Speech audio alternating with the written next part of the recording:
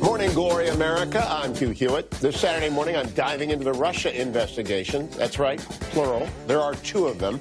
Russia 1, which is led by Special Counsel Robert Mueller, and Russia 2, which needs and deserves a second Special Counsel, and which mostly concerns the conduct of a few members of the senior level of the FBI and Department of Justice during campaign 2016, and which has triggered a demand for a second Special Counsel by Senators Charles Grassley and Lindsey Graham last week. After the break, I'll be joined by former federal prosecutor and senior fellow at the National Review Institute, Andrew McCarthy, to discuss both Russia probes. But first, a look at the biggest stories of the week from the White House, the Congress, and the Pentagon, with Francesca Chambers, who covers President Trump for the Daily Mail, Heather Caygle, who covers The Hill for Politico, and our own Courtney Kube, who covers the Pentagon and national security for NBC News. Welcome, ladies. Let me begin with you, Courtney, because in the volcano explosion of news around the White House and the president's comments about various countries around the globe was lost a very important story that you've been covering about North Korea. Fill us in. That's right. We saw for the first time in 2 years North Korea and South Korea sat down together in Panmunjom along the DMZ, and they actually had a discussion. It was supposed to center primarily around the Olympics. So this all started a little over a week ago when Kim Jong-un gave his New Year's Day speech, and he made an overture to the South and said he was interested in talking to them about sending a delegation to the Olympics. There's so far only 2 North Korean athletes have actually qualified to go, some figure skaters, but South Korea accepted almost immediately the next day. They got into negotiations about how they were going to do it. They set the date for January 9th, and the discussions occurred. They happened this week.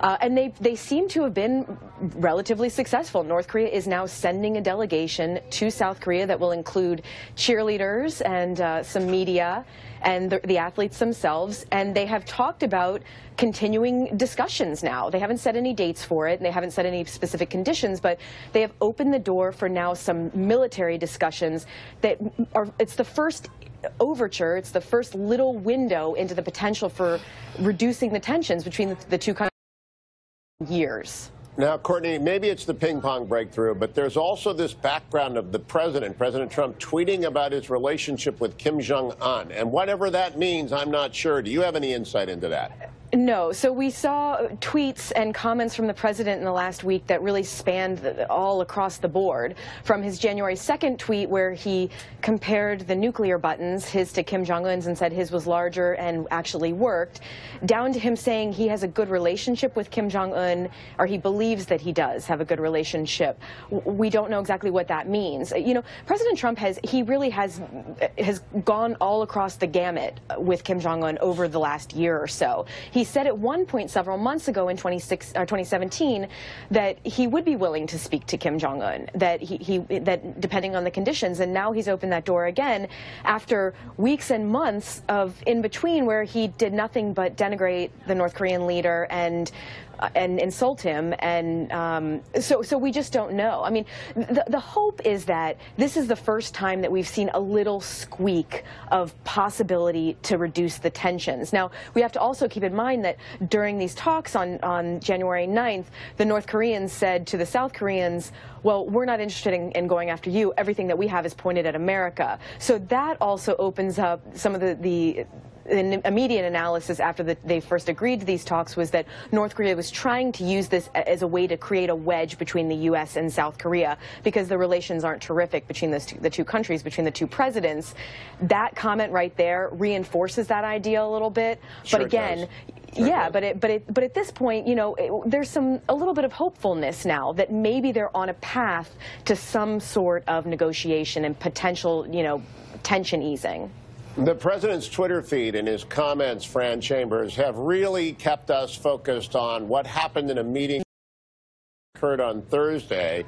I wrote a column about DACA for the Washington Post on Friday in the Washington Post, but it had already been taken by events because I thought the DACA deal was going to happen, and then it kind of blew up. What's the state of play with the president, the DACA deal, and, of course, his S-hole comments about various countries in Africa and other countries in Haiti, El Salvador, et cetera?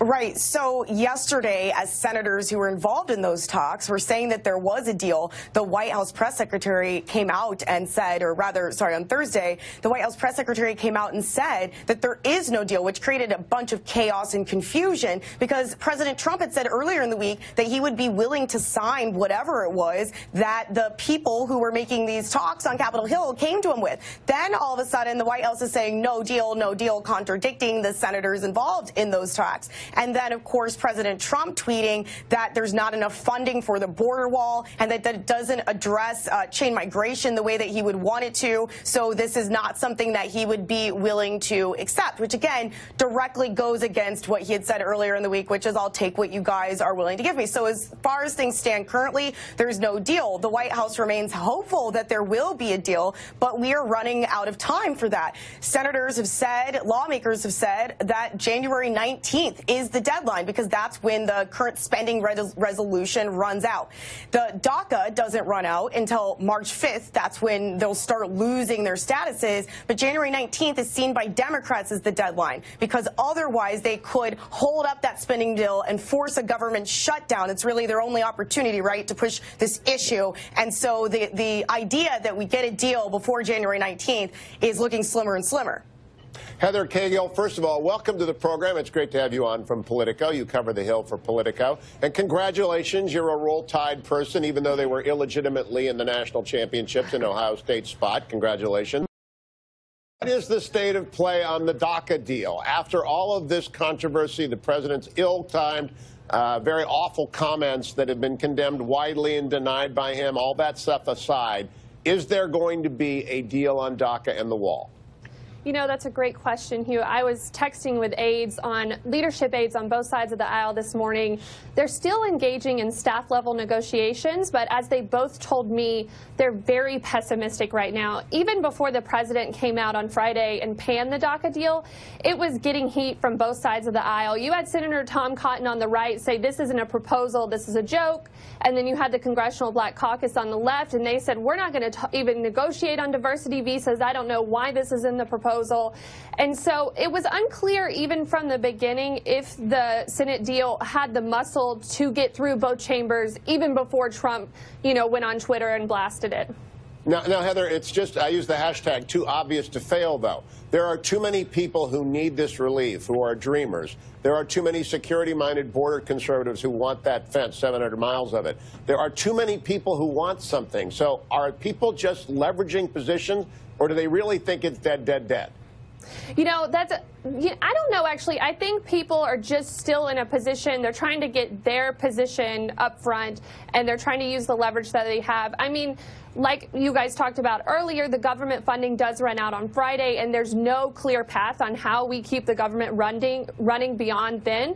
And so both sides are going to have to come to some kind of agreement. Even if it's not a deal that's passed and signed into law by next Friday, they're going to have to show some movement to just keep the government open, because neither Republicans nor Democrats want a shutdown. They both think it's terrible politics.